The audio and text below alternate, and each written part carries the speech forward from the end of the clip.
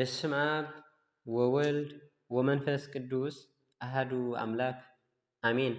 ሰላም አምላክ ምሳኹም ይኹን። ክቡራት ኣሕዋትን ኣሓትን ደቂ ተዋህዶ ከመይ ውዒልኩም? እግዚኣብሔር ይመስገን ኢልና ክነመስግኖ ክሳብ ዛ ሰዓት እዚኣን ደቂቃን ብሰላም ብጥዕና ገይሩ ዘፅንሐና ሎሎ ባህሪ እግዚኣብሔር ኣምላኽና ክብርን ምስገናን ይብፃሓዮ።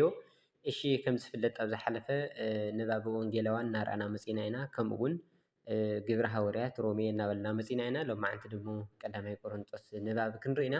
ቅድሚ ናብቲ ንባብ ምእታውና ግን ቀዳማይ ቆሮንጦስ እንታይ ዕላማ ገይሩ ዝተፀሓፈ እዩ ዝብል ንእሽቶ ነብርህርህ ምንቲ ክብለልና ክርኢ እየ ማለት እዩ። ነዚ ቻናል ሓደሽቲ ዝኾንኩም ሳብስክራይብ ብምግባር ቤተሰብ ኩኑ። ተኸታተልትና ዝኾንኩም ድሞ ከምቲ ልሙድ ነዚ ቪድዮ ብላይክ ጀምርዎ፣ ሸር ድማ ኣይትረስዑ እናበልኩ ናብኡ ከብለኩም። እሺ ጳውሎስ ናፍታ ብስብከቱ ዝተመስረተት ኣብ ቆሮንጦስ እትርከብ ቤተ ክርስቲያን ናይ መጀመርታ መልእኽቲ ዝተፀሓፈ ብዛዕባ ናብራ ክርስትናን እምነትን ንዝተለዓለ ዘይምርድዳእ መፍትሒ ንምሃብ እዩ። በቲ ዘመንቲ ቆሮንጦስ ዓለም ለኻዊ ዝኾነት ዓባይ ከተማ ግሪክ ኣብ ልዕሊ ምዃና ንኣካያ ግዝኣት ሮሜ ርእሲ ከተማኣ ነበረት። እዛ ከተማ እዚኣ ብፃዕቂ ንግድን ብዘኹርዕ ባህልን ቅጥዒ ብዘይብሉ ስነ ምግባርን ብብዝሒ ሃይማኖታትን እውን ዝተፈለጠት ነበረት። ሓዋርያ ጳውሎስ ኣብ ውሽጢ ቤተ ክርስቲያን ብዛዕባ ዝነበረ ምፍልላይን ሕማቕ ስነ ምግባርን ብዛዕባ ግብረ ስጋን መውስወን ንሕሊና ዝነኽኡ ጥያቄታትን ብዛዕባ ኣመራርሓ ስርዓት ቤተ ክርስቲያንን ውህብቶ መንፈስ ቅዱስን ብዛዕባ ትንሳኤ ሙታንን ብፍሉይ ተገዳስነት ይፅሕፍ። ጳውሎስ ቃል ወንጌል ብዛዕባ እዞም ጥያቄታት እዚኣቶም ዝብሎ ብዓሚቑ ትንታነ ይገልጸሎም። ምዕራፍ 13 ከዓ እቲ እግዚኣብሔር ንሰብ ዝሃቦ ዓብዪ ውህብቶ ፍቕሪ ምዃኑ ዘገልጽ ክኸውን እንተሎ ናይዚ መፅሓፍ እዚ እቲ ዝዓበየ ፍሉጥ ክፍሊ እዩ ይብል። ካብዚ ቀፂልና ቀዳማይ ቆሮንጦስን ካልኣይ ቆሮንጦስን ንባብ ክንርኢና ሎማዓንቲ ከምኡ እናበለ ክቕፅል እዩ። ሓቢርኩም ንፅንሑ። ንባብ ቀዳማይ ቆሮንጦስ ካፍቲ ብፍቃድ እግዚኣብሔር ሃዋርያ ኢየሱስ ክርስቶስ ክኸውን ዝተፀውዐ ጳውሎስን ሓውና ሶስቴኔስን ኢሉ ይጅምር። ኣብታ ኣብ ቆሮንጦስ ዘላ ቤተ ክርስቲያን እግዚኣብሔር ናፍቶም ብኢየሱስ ክርስቶስ ዝተቀደሱ ምስቶም ኣብ ኩሉ ስፍራ ስም ጎይታ ስምዒቲ ጎይታኦምን ጎይታናን ዝኾነ ኢየሱስ ክርስቶስ ዝፅውዑ ኩሎም ቅዱሳን ንምዃን ዝተፀውዑ ካብ እግዚኣብሔር ኣቦናን ካብ ጎይታና ኢየሱስ ክርስቶስን ጸጋን ሰላምን ንኣኻትኩም ይኹን። ምስገና ንእግዚኣብሔር። ስለቲ ብክርስቶስ ኢየሱስ ዝተዋሃበኩም ጸጋ እግዚኣብሔር ብዛዕባኹም ኩሉ ግዜ ንኣምላኸ ኣመስግና ኣለኹ። ዘመስግኖ ዘለኹ ከዓ እቲ ብዛዕባ ክርስቶስ ዝመስከርናልኩም ኣባኻትኩም ጸኒዑ ስለ ዝተረኸበ ብኩሉ ቃልን ብኩሉ ፍልጠትን ብእኡ ስለ ዝሃፍተምኩም እዩ። ስለዚ እውን ናይ ጎይታና ኢየሱስ ክርስቶስ ምምፃእ ኣብ ትጽበይሉ ዝጎድለኩም ውህብቶ ጸጋ የለን። ብመዓልቲ ጎይታና ኢየሱስ ክርስቶስ ብዘይ ነውሪ ንኽትርከቡ ንሱ ክሳዕ መወዳእታ ከጽንዐኩም እዩ። እቲ ምስ ወዱ ምስ ጎይታና ኢየሱስ ክርስቶስ ሕብረት ምእንቲ ክህልወኩም ዝጽውዐኩም እግዚኣብሔር እሙን እዩ። ኣብ መንጎኻትኩም ምፍልላይ ኣይሃሉ። ኣሕዋተይ ኩልኻትኩም ክትሰማምዑ ብሓደ ልብን ብሓደ ሓሳብን ክትሓብሩ እምበር ምፍልላይ ከይህልወኩም ብስም ጎይታና ኢየሱስ ክርስቶስ እማሓፅነኩም ኣለኹ። ኣሕዋተይ ኣብ ማእኸልኩም በእሲ ከም ዘሎ ሰብ ቆልኤ ነጊሮምኒ ኣለዉ።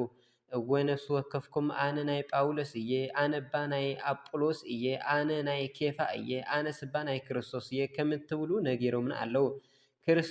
ክርስቶስ ዶ ተመቃቂሉ እዩ? ወይ ጳውሎስ ድዩ ምእንተኻትኩም ዝተሰቕለ? ወይ ብስም ጳውሎስ ዲኹም ዝተጠመቕኩም? ካባኻትኩም ብዘይ ንክርስጶስን ንጋዮስን ንሓደ እኳ ስለ ዘየጥመቕኩ ንእግዚኣብሔር ኣመስግኖ ኣለኹ። ስለዙይ ካባኻትኩም ሓደ እኳ ብስም ጳውሎስ ተጠሚቐ ክብል ኣይኽእልን እዩ።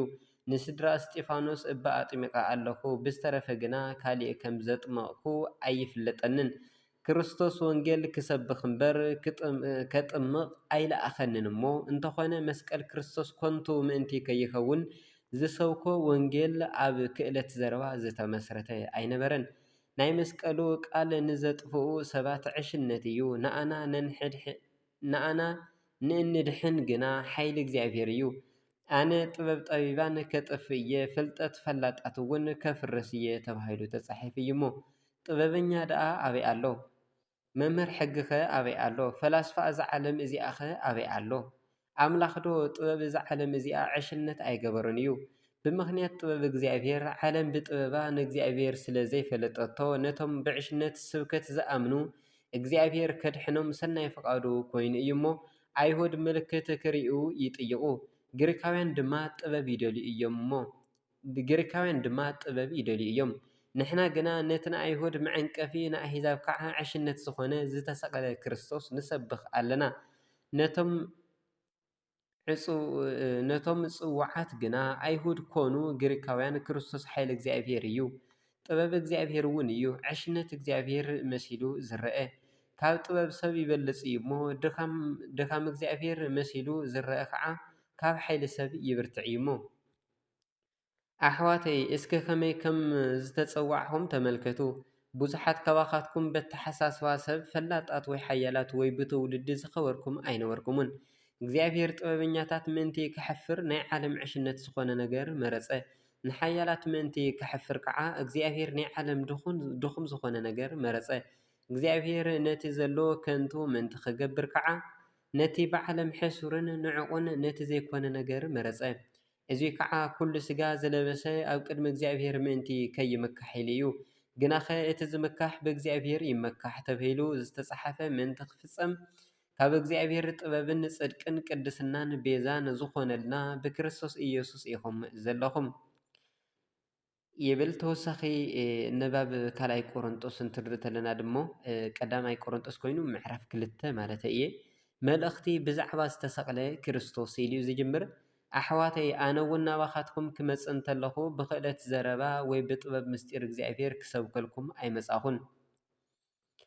ምሳኻትኩም እንተለኹ እንትርፊ ኢየሱስ ክርስቶስ ንሱ እውን እቲ ዝተሰቕለ እንተዘይኮይኑ ካሊእ ከይፈልጥ ወሲነ ነይረ እየ እሞ ኣነ ከዓ ብድኻምን ብፍርሓትን ብብዙሕ ምንቅጥቃጥን እየ ምሳኻትኩም ዝነበርኩ። ቃለይን ስብከተይን ንመንፈስ ቅዱስን ሓይሉን ዝገልጽ እምበር ብዝጥብር ቃል ጥበብ ኣይነበረን። እዙይ ከዓ እምነትኩም ኣብ ሓይሊ እግዚኣብሔር እምበር ኣብ ጥበብ ሰብ ዝተመስረተ ምእንቲ ከይኸውን እዩ። ጥበብ እግዚኣብሔር ኣብ ማእኸል እቶም ለባማት ዝኾኑ ግና ጥበብ ንናገር ኢና፣ እቲ እንናገሮ ግና ጥበብ እዚ ዓለም ወይ ጥበብ ናይቶም ዝሓልፉ ገዛእቲ እዚ ዓለም እዚኣ ኣይኮነን። ንሕናስ እቲ እግዚኣብሔር ቅድሚ ዘመናት ንኽብርና ዘዳልዎ ተሰዊሩ ዝነበረ ምስጢር ንዝኾነ ጥበብ እግዚኣብሔር ኢና እንዛረብ። ካብ ገዛእቲ እዚ ዓለም እዚኣ ሓደ እኳ ነዚ ጥበብ እዙይ ኣይፈልጦን። እንተዝፈልጡስ ነቲ ጎይታ ክብሪ ኣይመሰቀልዎምን ነይሮም። ግና እቲ ጽሑፍ ዓይኒ ዘይረአዮ እዝኒ ዘይሰምዖ ልቢ ሰብ እውን ዘይሓሰቦ እግዚኣብሔር ነቶም ዝፈትውዎ ዘዳለወሎም ይብል። ንሕና ግና እግዚአብሔር ብመልሱ ገይሩ ገለጸልና። እቲ መንፈስ ቅዱስ ንኩሉ ናይ እግዚአብሔር ዓሚቕ ምስጢር ዝምርምር እዩ እሞ እቲ ኣብ ሰብ ዘሎ መንፈስ እንተዘይኮይኑ ነቲ ኣብ ልቢ ሰብ ዘሎ ዝፈልጥ የለን። ከምኡ እውን መንፈስ እግዚአብሔር እንተዘይኮይኑ ነቲ ኣብ እግዚአብሔር ዘሎ ሓሳብ ሓደ እኳ ዝፈልጥ የለን። ንሕና ግና ነቲ እግዚአብሔር ብኸምኡ ዝሃበና ጸጋ ምእንቲ ክንፈልጥስ ነቲ ካብ እግዚአብሔር ዝኾነ መንፈስ ደኣ ተቐበልና እምበር ናይዚ ዓለም መንፈስ ኣይተቐበልናን። ንሕና ከዓ መንፈሳዊ ነገር ምስ መንፈሳውያን ሰባት እናሰማምዓና ጥበብ ሰብ ብዝምህረሉ ቃል ዘይኮነስ መንፈስ ቅዱስ ብዝምህረሉ ቃል ንዛረብ ኣለና። እቲ ስጋዊ ሰብ ነቲ ካብ መንፈስ እግዚአብሔር ዝመጽእ ኣይቕበሎን እዩ፣ ንዕኡ ዕሽነት እዩ። ብመንፈስ ዝምርመር ስለ ዝኾነ ከዓ ክፈልጦ ኣይኽእልን እዩ። ናይ እግዚአብሔር መንፈስ ዝሓደሮ ሰብ ግና ንኹሉ ይምርምር፣ ንሱ ግና ብሓደ እኳ ኣይምርመርን እዩ። ንእግዚአብሔር ክምህሮ ኢሉስ ንልቡ ዝፈልጥ መን እዩ? ንሕና ግና ናይ ክርስቶስ ልቢ ኣለና ይብል። ተወሳኺ ቀዳማይ ቆሮንጦስ ምዕራፍ 3 ይቕጽል። ወስብሐት ለእግዚአብሔር ልዑል ወለወላዲቱ ድንግል ወለመስቀሉ ክቡር አሜን።